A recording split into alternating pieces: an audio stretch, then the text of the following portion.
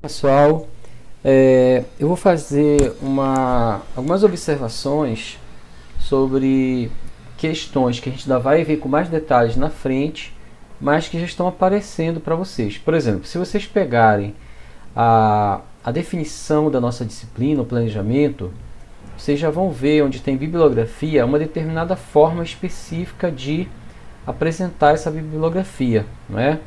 Aqui, por exemplo, esse livro que vocês receberam uma parte dele, né? Receberam o capítulo 2. Antônio Joaquim Severino, Metodologia do Trabalho Científico. Bem, aqui o nome está invertido, está o último nome dele, né? Em maiúsculas, em caixa alta.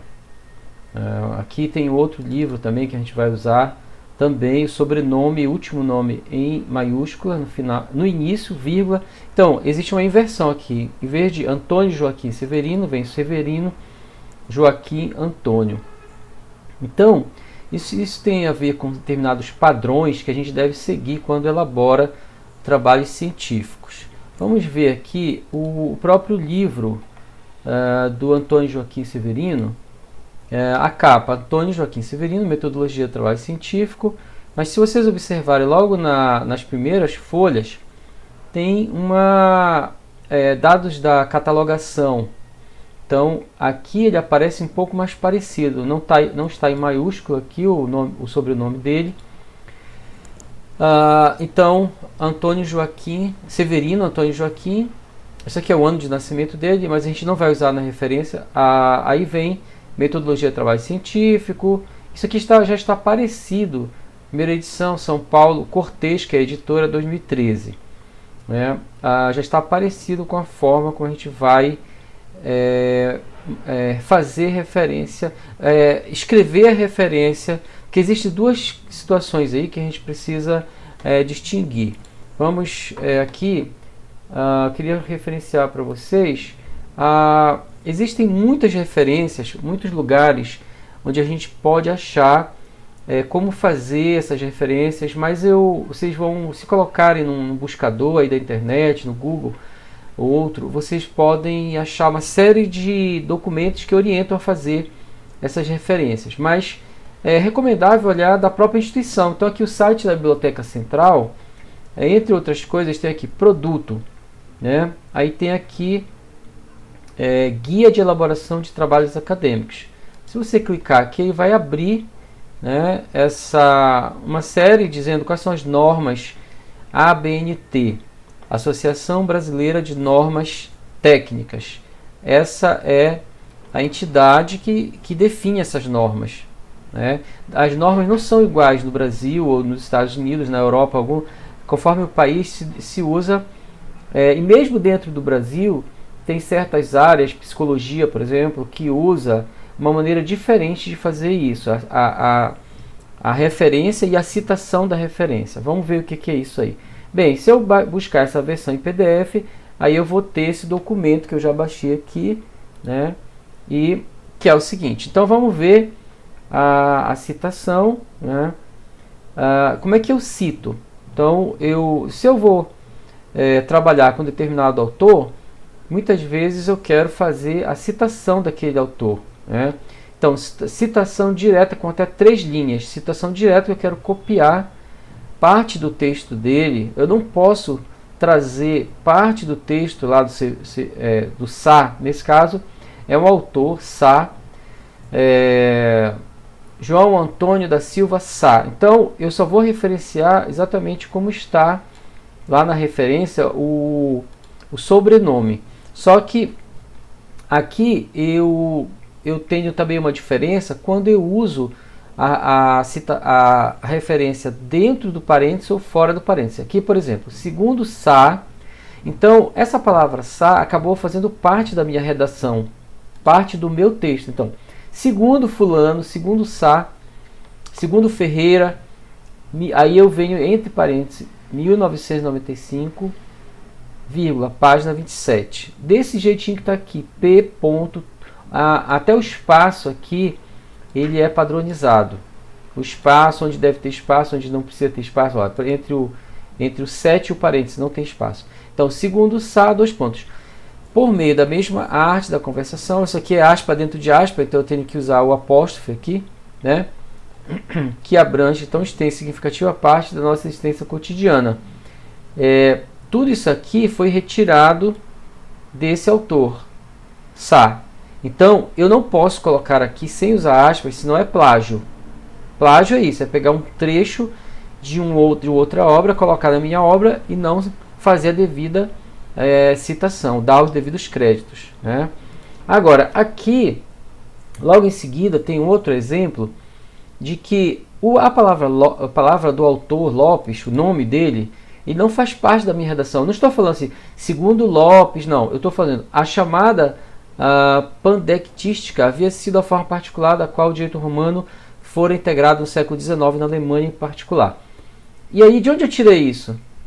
O Lopes não entrou na minha redação. Eu não falei, Lopes afirma que. Não, eu simplesmente, a chamada, aí eu digo, tirei isso aqui de Lopes, 2000, página 225, tá?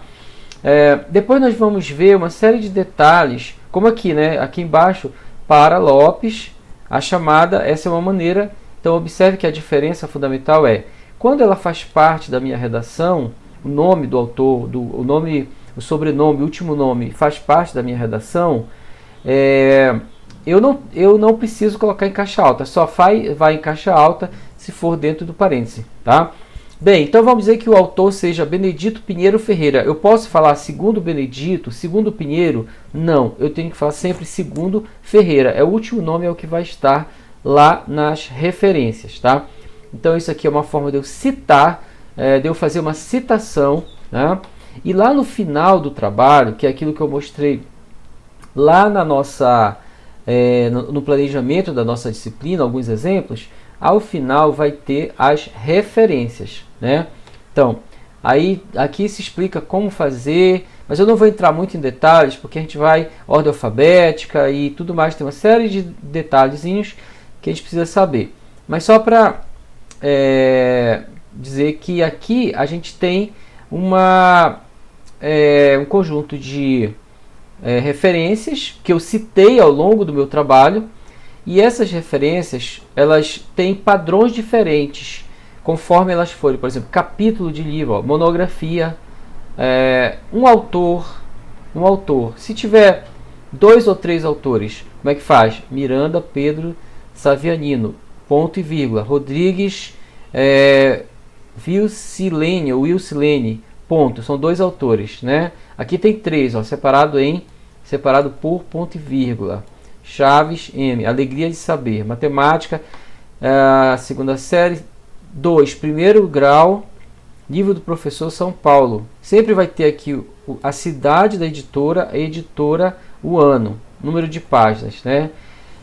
Mais de 3 autores, aí vai se usar esta expressão latina que significa e outros, et al, et ali, ele é abreviado por et al. Então, Urani A, que é o autor principal que eu quero destacar, Urani A et al. Significa então que tem vários autores, né? Então, essa é uma...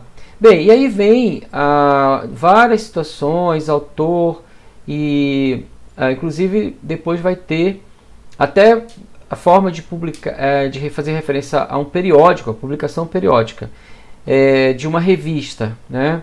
Então aí tem um jeito certo para fazer. Não importa para nós neste momento todo esse detalhamento, mas só para dizer logo que artigo vai se fazer referência de um determinado jeito, livro de outro jeito, capítulo de livro de outro jeito, tá?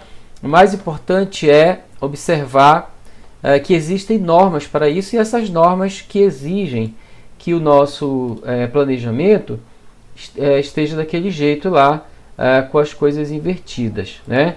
Eu coloquei aqui como último exemplo um artigo meu, publicado já no ano passado, Educação em Mídias Digitais, a necessária síntese da contradição, valor de uso e valor de troca.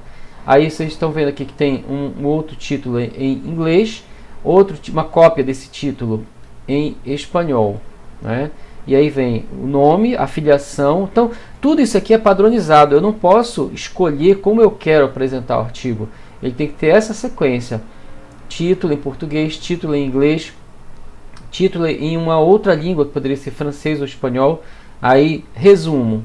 Aqui tem um número de palavras que eu posso usar, máximo. Eu não posso usar 3 páginas de resumo, porque isso aqui é um artigo. Um artigo que tem 21 páginas, então eu não posso usar muito espaço para resumo. Em seguida vem o abstract, que seria justamente essa versão em inglês. E aí depois o resumen, o resumo em espanhol, né? E as palavras-chave, keywords, palavras claves em espanhol. Bem, e aí vem, na introdução, eu já começo a fazer determinadas citações. Então eu estou dizendo aqui, eu não estou usando um trecho daquele trabalho do Macedo, só estou afirmando, vários estudos têm se dedicado à matéria sob distintos prismas, incluindo-se a importante discussão ou proposição de uso pedagógico de artefatos cada vez mais variados. Aí eu cito um determinado autor que fez uma revisão importante desses usos, usos da informática, uso das tecnologias da informação e comunicação na educação, uso pedagógico, né? Então esses autores aqui eu estou apenas, como eu estou fazendo referência à ideia deles, eu coloco a referência aqui. Se eu estivesse transcrevendo para cá parte da obra deles, copiando, aí sim eu precisaria, como já acontece aqui embaixo, né? Para a autora é fundamental se identificar e tudo mais. O caráter de posição atualmente hegemônica que afirma as TIC como uma revolução científico-tecnológica, assumindo-as como, aqui começa a citação, como determinantes de processos e que também estão enredados. Então, nesse caso, eu faço, aqui também eu já tinha feito uma Barreto.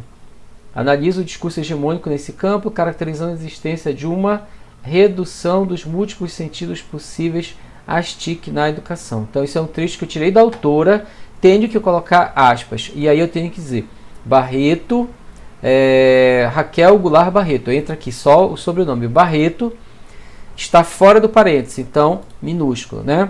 2012, página 42. Então, esse é o padrão. Quando eu vou fazer uma citação mais longa, mais de 3 linhas, aqui tem a criação de valor de uso para outras pessoas é um meio de atingir esse fim. Karl Marx revela um importante elemento de sustentação dessa inversão ao tratado Fetichismo da Mercadoria e seu Segredo. Ora, essa citação aqui, ela ia ocupar mais de 3 linhas aqui, né? Aqui ela está, primeiro, ela está com recuo, esse é o padrão, a gente recua normalmente 4 centímetros, aqui está um pouco mais, o padrão da revista é um pouco mais, talvez tenha uns 6 centímetros aí, não sei. Mas existe um padrão, cada revista tem um padrão. O mais comum é 4 centímetros. Então você faz um recuo da margem esquerda, né?